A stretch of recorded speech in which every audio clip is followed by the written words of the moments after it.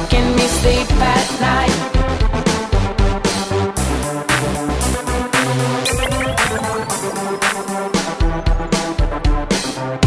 Have you ever tried to live without?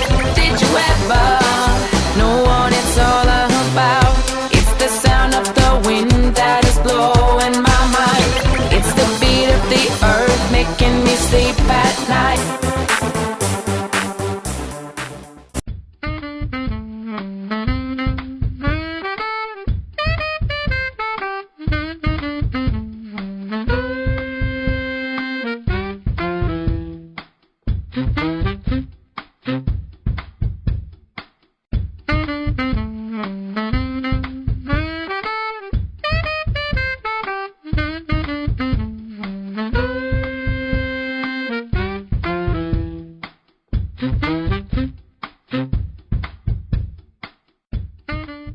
Comment?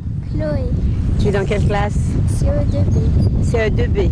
Bon, alors aujourd'hui, tu es là pourquoi? pour regarder les plantes Et puis? et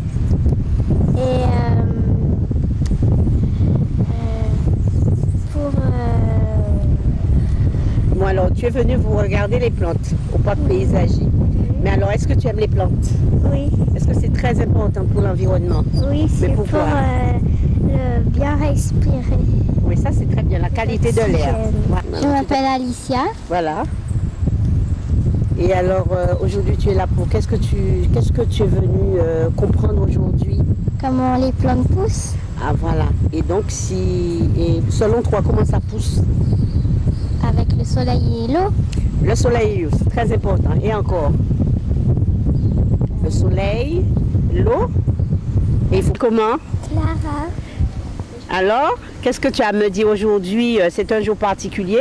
Rendez-vous au jardin. Nous sommes à un jardin qui est particulier. C'est un jardin plutôt décoratif, puisqu'on voit que surtout des arbres avec des fleurs. Mais derrière cela, qu'est-ce que ça t'interpelle sur quoi? Sur la nature. Oui. Je m'appelle Gilles Améchane. Je suis dans la classe CE2B de Madame Corradin. Mhm. Et alors, aujourd'hui, tu es là pourquoi? Pour voir comment les plantes poussent, Mhm. à quoi elles servent. Mhm. Et donc aujourd'hui, nous allons voir tout ça avec moi et avec le professeur Moura. Alors, quand je me présente, en fait, je suis le docteur Céline Léonide. Je suis entomologiste. Entomologie, ça veut dire l'étude des insectes. Donc, je travaille en particulier sur les insectes, notamment la fourmi manioc, mais je m'intéresse un peu à tout, les fourmis, les termites, les abeilles. Aujourd'hui, on va voir surtout le rôle des abeilles. Ensuite, à côté, vous avez le professeur Créteil, et qui est là aujourd'hui parce que nous sommes en mission pour la fourmi manioc. Parce que notre travail, c'est de trouver une méthode alternative pour remplacer les produits chimiques qu'on utilise contre la fourmi manioc. Donc, je profite donc de sa venue et comme il y a le rendez-vous au jardin, c'est une grande fête nationale qui met en avant toutes les vertus du jardin sous toutes ses formes. Jardin artistique, jardin alimentaire, jardin floral. Donc il va nous dire un peu par rapport à ce qu'il sait, par rapport à la macrofaune du sol, à quoi ça sert. Donc on va profiter de son expérience il va profiter de son expérience aussi pour pouvoir vous poser des questions et en même temps vous parler de la vie dans le sol. D'accord? Bonjour les enfants, donc comme l'a dit ma collègue, je suis Monsieur Morin, je suis professeur, alors j'ai donc des élèves. Je fais également autre chose, je fais de la recherche. Je suis un chercheur. Et notamment je travaille, donc je fais ma recherche sur tout ce qui concerne la vie dans le sol. Et donc c'est de ça que je vais vous parler un petit peu. Normalement je suis en métropole, mais là je suis en mission pour un mois, donc sur le problème, comme l'a dit ma collègue, je vous le répète, donc sur la fourmi manioc, le problème de la fourmi manioc. Mais ce n'est pas de ça qu'on va parler aujourd'hui. Aujourd'hui on va essayer de comprendre un petit peu ce que c'est que le sol. Alors le sol, vous le connaissez tous, vous marchez tous dessus. Mais vous savez comment ça fonctionne, un sol? Différents types de jardins qui existent. Ah oui, tous les jardins ne sont pas tous identiques. Pourquoi on les appelle jardins botaniques? Parce qu'il y a plein de fleurs. Vous avez jamais entendu parler des jardins créoles? Oui. Il y a des fruits, Il y a des fruits. Oui. Qu'est-ce qu'il y a d'autre encore dans les jardins créoles? il y a des arbres, Oui. Et puis quoi d'autre? des légumes. Ah, des légumes. Donc effectivement, dans les jardins créoles, c'est le deuxième type de jardin, ce qu'on peut appeler également aussi les jardins alimentaires, où on fait pousser des plantes pour avoir des fruits ou pour avoir des légumes. Hein. Et puis un troisième type de jardin. Eh oui. Est-ce que vous avez une idée? Donc on a dit le premier, c'est le jardin botanique. Ensuite on a dit le jardin créole ou le jardin alimentaire. Il y en a un troisième. Donc il y a des parcs floraux, donc ce sont des jardins différents, ce qu'on appelle des jardins pour le plaisir, hein, c'est-à-dire il y a des plantes, il y a des fleurs, etc. Hein, et donc c'est le troisième type de jardin. Donc je résume, 3 types de jardins. Le jardin botanique, à quoi ça sert un jardin botanique? Tiens, je me pose la question. Ah, pour visiter. Effectivement, les jardins botaniques, ça a un rôle très important. C'est des plantes pour les conserver, pour les stocker, pour pas les perdre. Et ça permet aussi au public de venir visiter ces jardins botaniques et d'apprendre le nom des plantes. Ce sont des petits organismes qui sont plus ou moins ronds. D'accord ? Ils sont microscopiques, c'est-à-dire que tu ne peux pas les voir avec l'œil. Il faut un microscope pour pouvoir les voir. Hein. Et il y en a des milliards et des milliards dans le sol. Et ces petits organismes microscopiques, c'est eux qui participent au fonctionnement du sol. Ce qu'on appelle le fonctionnement, c'est donc la transformation de la matière organique en matière minérale. D'accord ?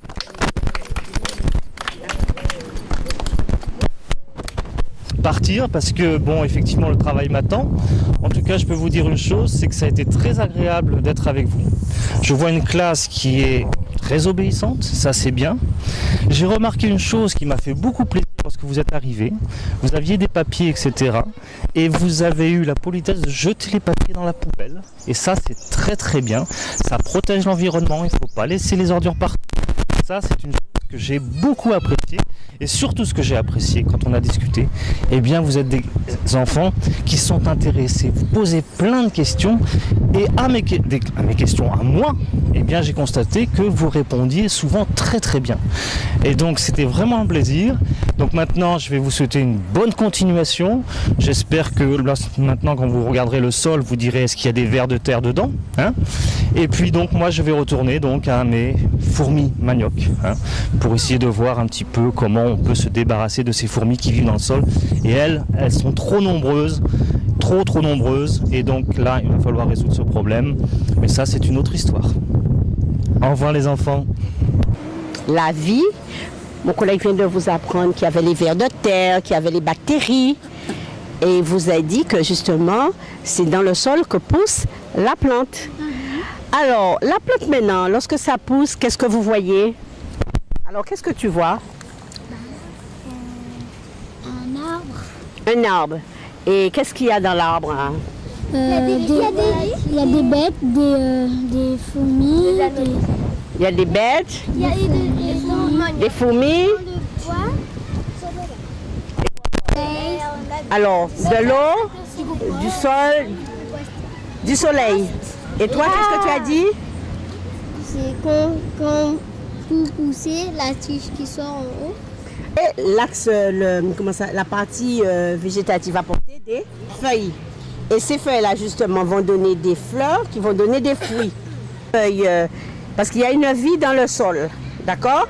Et quand les feuilles mortes tombent, alors il y a toute une vie animale dans le sol, comme les congolions. Vous connaissez les congolions? Oui. Les iules, les scolopodes, il y a aussi d'autres petits insectes. Ils vont justement couper en petits morceaux les feuilles, et tout ça, ça va rentrer dans le sol qui est autour de la racine, et tout ça, ça va nourrir aussi, nourrir la plante, c'est-à-dire que les substances nutritives que la décomposition de l'humus et tout ça, ça va donner. Donc ça va remonter par la plante et c'est ce qui va nourrir la plante. Je vous dis que pour avoir de l'oxygène, qu'est-ce qu'on fait? Il faut planter? Qu'est-ce qu'on dit? Il faut planter des arbres.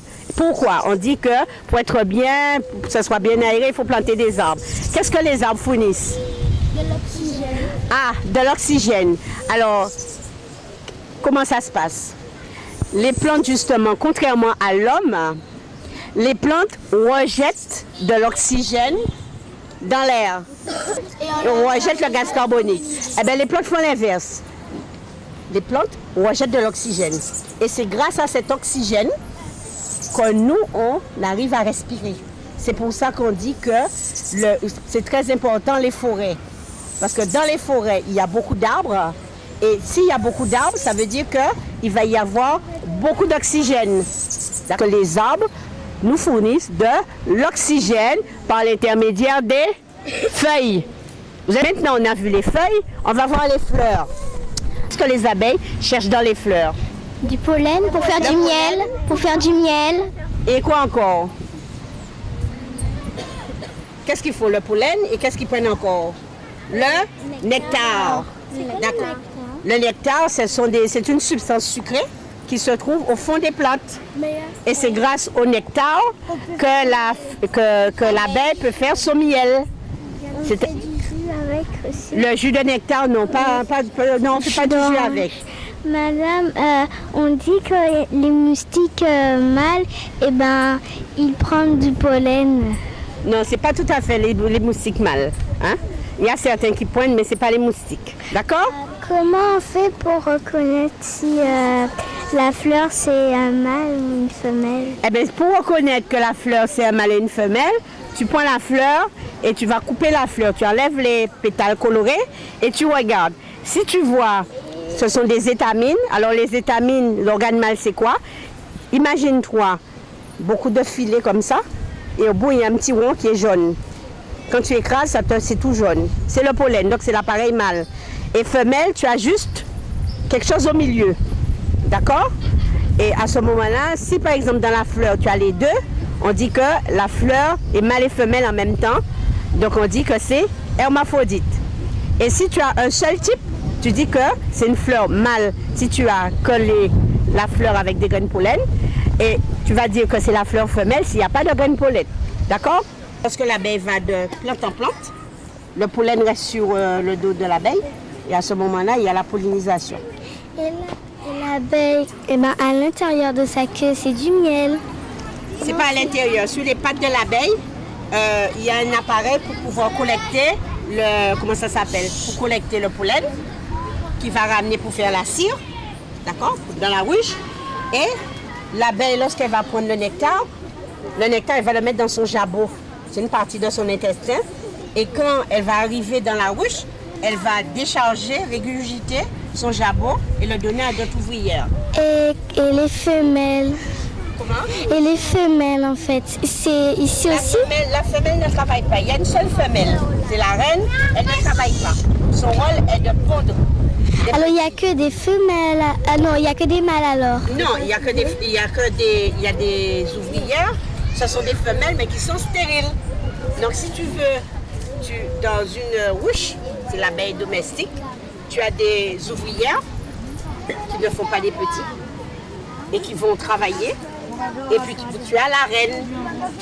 La reine, elle reste tout le temps dedans. Elle reste tout le temps dedans. Une grande manifestation nationale en Guadeloupe, en Martinique, mais également en France métropolitaine qui s'appelle Rendez-vous au Jardin. Et ça s'appelle Rendez-vous au Jardin, donc nous sommes sur un jardin public au Gosier. Et donc la ville du Gosier avec la direction des affaires culturelles et le service environnement a pensé à vous les enfants parce que demain vous allez être grands pour le calvaire. C'est quoi? Le parc paysager du calvaire, c'est bien, voilà. Donc pourquoi paysager? Parce qu'au début, il y avait un calvaire. Le calvaire c'est quoi? Qui peut montrer le calvaire? La croix, très bien. Donc le calvaire, c'est effectivement la croix. Et au début, il n'y avait que la croix. Et on a aménagé tout autour, ici, le parc paysager, donc le jardin public. Alors, qu'est-ce que c'est? Les fleurs mâles sur une plante précise et les fleurs femelles sur une autre plante. Je vais vous prendre un cas précis. Vous connaissez le papayer? Oui. Alors, est-ce que vous savez qu'il y a des papayers mâles et des papayers femelles? Voilà.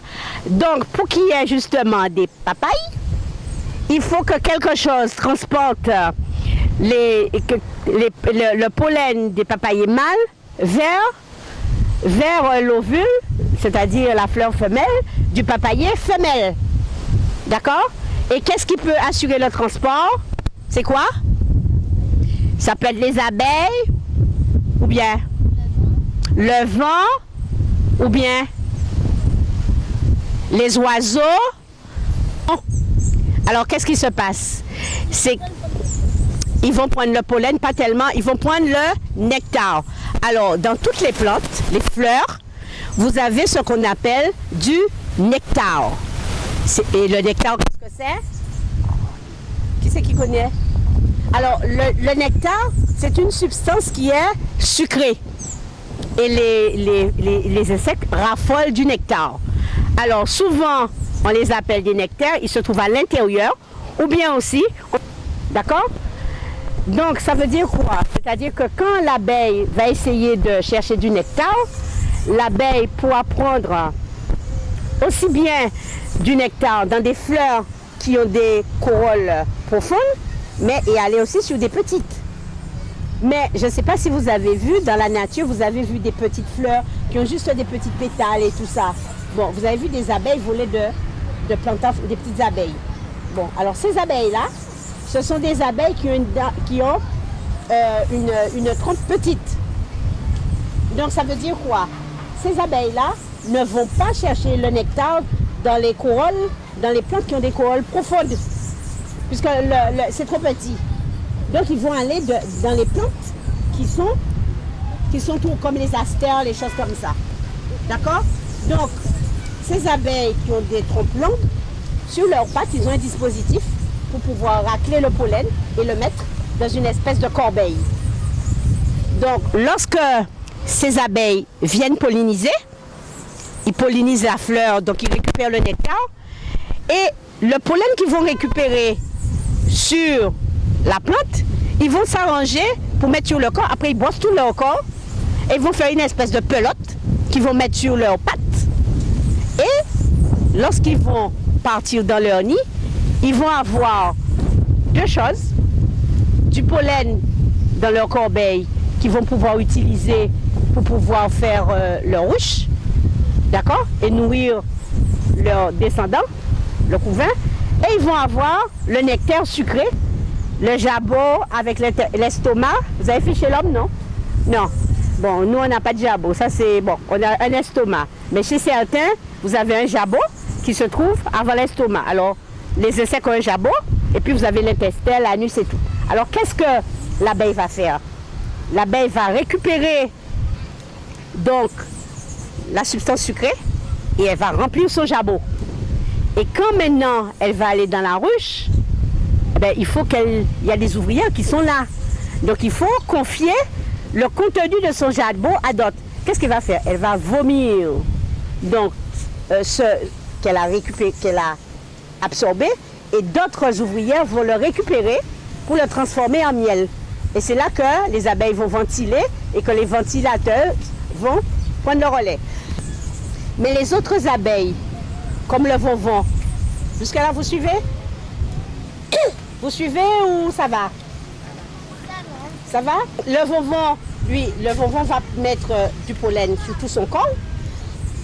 Et quand il va passer de fleur en fleur, eh bien, il va mettre son pollen sur toutes les fleurs qu'il rencontre. Et c'est ainsi que le vont va polliniser. Pour pouvoir terminer, alors, est-ce que vous avez des questions à poser? Il ne faut pas couper les arbres, mais encore. Garder des vieux bois, c'est-à-dire que garder les habitats nécessaires justement à la vie de ces pollinisateurs. Ensuite, ne pas tuer les vont. Vous êtes d'accord? Ensuite,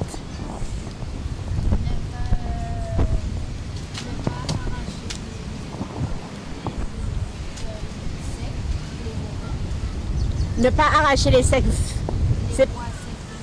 Voilà, c'est pas arracher. C'est-à-dire quand vous avez du bois sec, il ne faut pas tout détruire. Il faut toujours laisser un défagot pour que les pollinisateurs qui nichent en général dans le bois puissent se mettre. Il y a des pollinisateurs qui font des trous aussi dans le sol. Hein. Ensuite, c'est bon? Alors, qu'est-ce que tu as retenu? Quand tu vas aller, qu'est-ce que tu vas dire à ta mère? C'est déjà parce que nous, on aime beaucoup la nature. On n'aime pas quand les gens tuent les abeilles, quand ils jettent leur bois. On n'aime pas tout ça. Nous, on préfère préserver la nature. Alors ça, c'est bien. Tes parents, ce sont des véritables sentinelles de la nature. On est végétarien. Ah, vous êtes végétarien. Des petits insectes volés comme les abeilles, tout ça. Je vais lui dire aussi de pas essayer de les tuer, tout ça, parce qu'à chaque fois qu'elle voit un truc, elle essaye de les tuer. Oui, et pourquoi elle essaie de les tuer? Parce qu'elle a peur que ça. Voilà. Alors, il faut savoir que les abeilles, justement, ne piquent pas. Et les abeilles piquent, c'est si, par exemple, elle est une abeille pique, c'est quand elle est effrayée. Donc, elle est effrayée pour se défendre. Elle pique. Mais malheureusement, lorsque l'abeille pique, elle meurt aussi. Ça, tu le savais?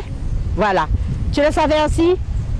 Alors, qu'est-ce qui se passe? C'est que lorsque l'abeille pique avec son... Parce qu'elle a une espèce de stylet piqueur, mais le stylet piqueur, justement, reste à des crampons et ça reste dans la chair. Et lorsque l'abeille essaie de sortir de ça, automatiquement, elle déchire son abdomen et la moitié de son corps reste dans la peau. Et naturellement, elle meurt puisqu'elle perd la moitié de son corps. D'accord?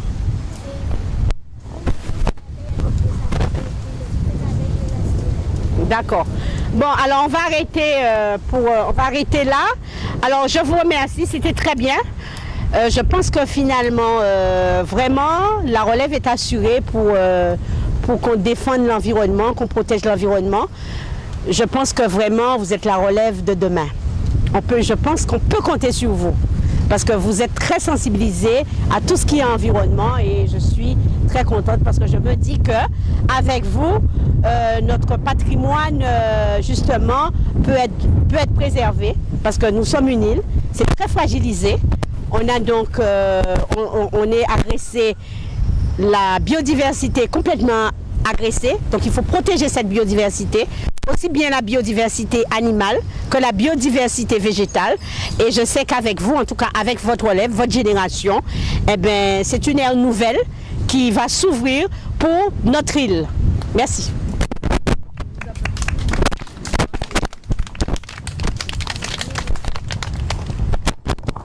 Diane, alors la journée, la matinée? Très bien passé, hein, très très intéressant pour les enfants et même pour moi d'ailleurs. Hein. Donc je dirais que j'ai appris pas mal de choses. Donc je suis très contente. Hein. Okay, voilà. D'accord, merci bien. Merci pour tout. Bonjour Carole.